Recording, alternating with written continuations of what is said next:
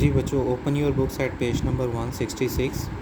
We are going to start our exercise, last exercise of graphs topic, exercise 8.3. First of all, question number 1 we have to solve it. इस question को में बेटा मैं आपको बता दूं कि अब पहले हम ग्राफ्स बना रहे थे, हमारी एक सिंगल लीनियर इक्वेशन पर हमारा एक ग्राफ बनता था. अब क्या होगा, अब थोड़ा सा सिनेरियो चेंज हो गया.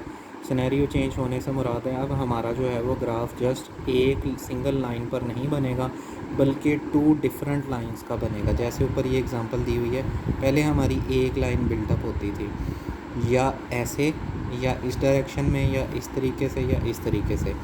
अब क्या होगा, हमारी एक ही ग्राफ पर 2 लाइंस जो हैं वो बनाई जाएंगी. अच्छा, अब इसका क्वेश्चन नंबर 1 है x + y = 0, 2x - y + 3 = 0. अब देखें आप, यहाँ पर मैंने आपके लिए ये क्वेश्चन को इस फर्स्ट पार्ट को ही सॉल्व किया है. फर्स्ट पार्ट के पैटर्न पर ही बाकी सारे के सारे पार्ट्स भी बेस कर रहे हैं.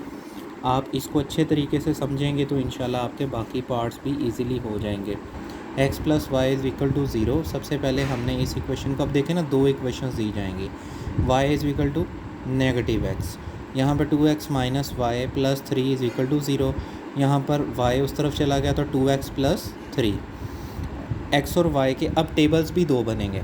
पहले हम लोग टेबल भी सिर्फ एक बना रहे थे, अब हम टेबल भी 2 बनाएंगे. देखिए ज़रा आप, सबसे पहले आपने x की वैल्यू को 1 लगाया तो y की वैल्यू ऑटोमेटिकली -1 हो गई. जब आपने x की वैल्यू में 2 लगाया तो y की वैल्यू -2 हो गई. जब आपने x की वैल्यू को -1 सपोज़ किया तो y की वैल्यू +1 आ गई. सबसे पहले मैंने इसको नाम दिया a का, यानी a ग्राफ. इसके बाद अब सेकंड वाले में जब मैंने इक्वेशन को सेटल डाउन किया y = mx + c standard form में, तो y = 2x + 3 आ गया. अब मैंने यहाँ पर इक्वेशन में पहले x की जगह पर 2 लगाया तो मेरे पास आंसर 7 आ गया. 1 लगाया तो आंसर 5 आया. उसके बाद -1 लगाया तो आंसर 1 आ गया.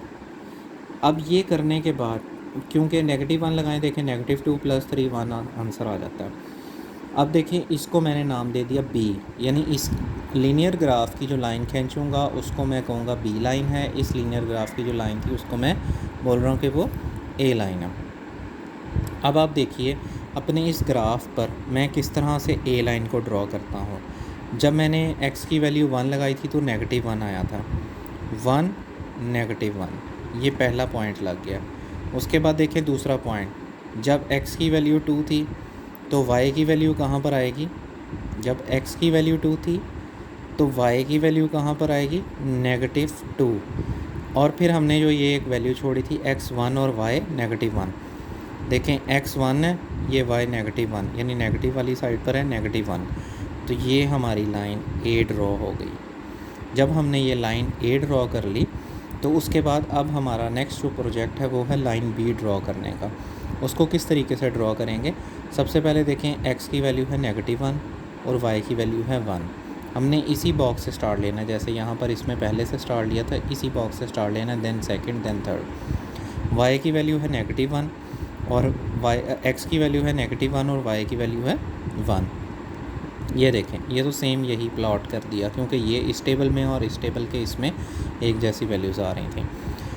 अब x की वैल्यू है 2 और y की वैल्यू है 7. देखें, x की वैल्यू 2 और y की ये 7, यहाँ पर क्राइटेरिया मीट हो गया हमारा, यहाँ डॉट लगा दिया. x की वैल्यू 1 और y की 5, ये 1 के ऊपर ये 5, ये डॉट लगा दिया. ये हमारी लाइन b चले गई.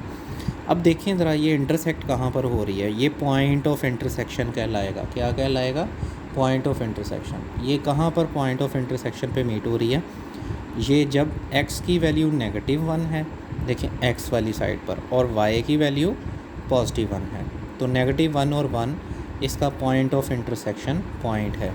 यहाँ पर इस तरीके से हम a और b को देख लें एक दफ़ा दोबारा. a और b की हमने ग्राफ की स्केचिंग की है. उसके बाद इसको ग्राफ पेपर पर आप बनाते हैं, अगर प्रैक्टिस करते हैं तो और भी ज़्यादा बेटर है. अगर आप वैसे अपने स्केल्स को मेजर करते हुए, जैसे मैंने किया हुआ है स्केल की मदद से, तकरीबन 1 सेंटीमीटर इनको सबको लिया गया, तो आप मतलब ½ इंच ले लें इसको, 6 सेंटीमीटर सॉरी लिया गया है इसको, आप इसको ½ इंच ले लें तो ये सारे के सारे ये भी और ये भी इस तरीके से ड्रॉ कर लें अगर पेज पर करना चाहते हैं। अच्छा, अब आप ये देखें, ये पॉइंट ऑफ इंटरसेक्शन आ गया। हमने सब में point of intersection he find out करना है। ये हमारा फर्स्ट पार्ट है। इसी की जैसे ये है इसी तरह से बेस कर रहे हैं बाकी पार्ट्स भी। 5 टोटल क्वेश्चंस हैं। पार्ट क्वेश्चन 2, 3, 4 और 5 भी सेम टू सेम इसी की कॉपी हैं। आपने वो सॉल्व कर लेने। इसके बाद रिव्यू के कुछ MCQs हैं जो मैं आपको सॉल्व करवा दूँ। If x minus 1 y plus 1 is equal to 0 0 then x Y.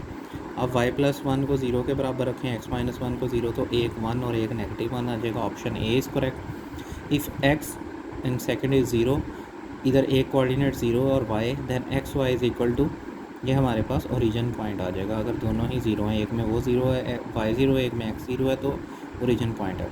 Point 2 dash negative 3, 2 comma negative 3 lies in the quadrant. किस क्वाड्रेंट में लाई कर रहा है? ये फोर्थ क्वाड्रेंट में लाई कर रहा है। इसके बाद है पॉइंट नेगेटिव, ये थर्ड क्वाड्रेंट होता है जिसमें x की वैल्यू भी नेगेटिव है और y की वैल्यू भी नेगेटिव है।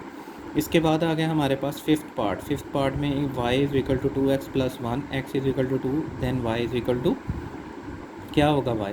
देखिए, अगर हम 2 पुट करते हैं तो y का आंसर 5 आ जाता है। वो हमारा डी ऑप्शन करेक्ट है। Which ordered pair satisfy the equation. हाँ, अब उसने कहा कि अगर मैं यहाँ पर 1 लगाता हूँ तो 2 1s आर, y का जवाब 2, तो पहली वाली हमारा जो पार्ट नंबर ए है ये करेक्ट ऑप्शन इसका आ रहा है। उसकी रीज़न ये है कि हमारी फुलफ़िल हो रही है रिक्वायरमेंट। अगर मैं 1 लगाता हूँ तो 2 1s आर 2 आ जाता है, यानी y2। x को 1 लगाया, y2 आ गया। अगर मैं x को 2 लगाता हूँ तो y का जवाब तो 4 आ जाएगा, इसलिए 1, ये गलत। x को 2 लगाता हूँ तो इसका जवाब फिर 4 आ जाएगा, फिर गलत। इसके बाद अगर मैं 0 लगाता हूँ तो सारा 0 हो जाएगा, जबकि इसने 0 और 1 दिया, इसलिए ऑप्शन ए इज़ करेक्ट। इसके बाद आपने बेटा करनी है अपनी रिव्यू एक्सरसाइज को सॉल्व। रिव्यू आपकी कंप्लीट होनी चाहिए। Draw the following points on the graph, draw the following graph, draw the following pair of equations graphically.